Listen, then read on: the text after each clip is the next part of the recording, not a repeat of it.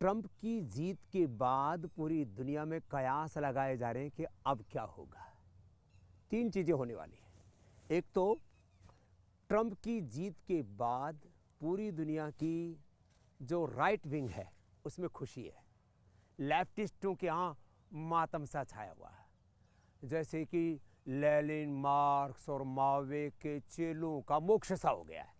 वैसे कन्फ्यूशियस बहुत अच्छे महापुरुष थे, लेकिन उनके चेलों ने लेनिनवाद, मार्क्सवाद, माओवाद के नाम पर जो फसाद फैलाया है वो भूल गए कि कन्फ्यूशियस जिन्होंने समाजवाद का, साम्यवाद का, एकता का, समानता का दर्शन दिया, वो कन्फ्यूशियस के चेहरे तो कन्फ्यूज हुए पड़े हैं ट्रंप की जीत के बाद, क्योंकि राइटिस्ट लोगों के जलवे हैं, उनके यहाँ दिवालियाँ मनाई जा रही हैं।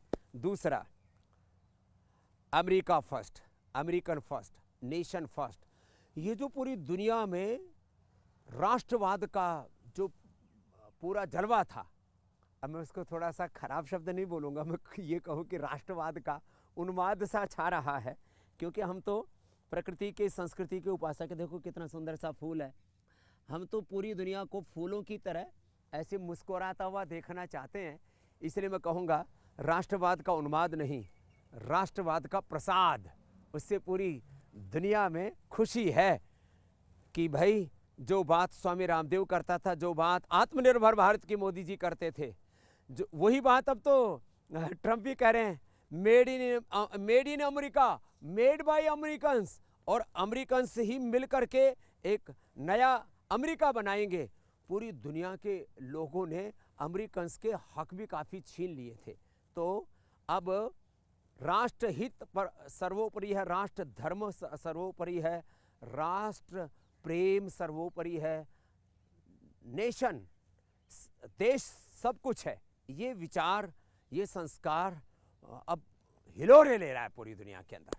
तो अब पूरी दुनिया के ये जो मैं कहता हूँ जिसको मूर्ख कहो, अविवेकी कहो या दंभी कहो, ऐसे पॉलिटिशियंस जो एक अलग प्रकार के ग्लोबलाइजेशन और लिबरलाइजेशन के नाम पर साम्राज्यवाद, पूंजीवाद, और मैं कहता हूं एक बहुत खतरनाक शब्द प्रयोग करता हूं, एक आइडियोलॉजिकल टेररिज्म से पूरी दुनिया को में टेरर फैलाना चाहते थे, अब उनकी सामर्थ्य आ गई है।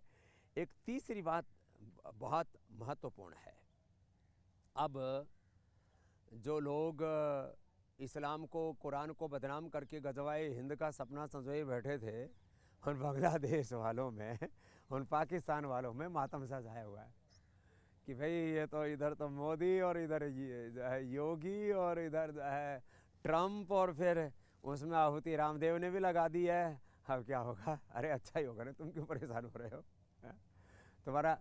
तुम अपना इस्लाम को, कुरान को बदनाम मत करो, तुम गजवाए हिंद मत चलाओ, तुम अच्छे मुसलमान बनने की कोशिश करो, जो सच्ची शिक्षाएं हैं ना उनको धारण करो, इस्लाम की या ईसाइयत की या तमाम तरह की।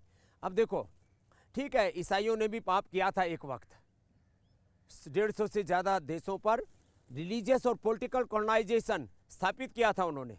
बाद में उनको समझ आ गई तो उन्होंने वो जो है उन्माद अब थोड़ा कम कर दिया है।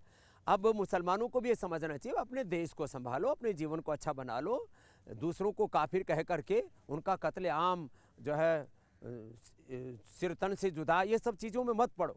तो पूरी दुनिया को प्यार मोहब्बत से ही आगे बढ़ाना पड़ेगा। तो मुझे लगता है अब इजराइल के चारों तरफ भी कुछ नया होने वाला है, यूक्रेन और रसिया के बीच में भी कुछ नया होने वाला है, और भारत, चीन, रसिया, भारत ने एक बढ़िया संतुलन बनाया, समत्वम योग उच्यते। बस एक अंतिम बात और कहता हूँ, अब एक नए दौर में दुनिया प्रवेश कर रही है।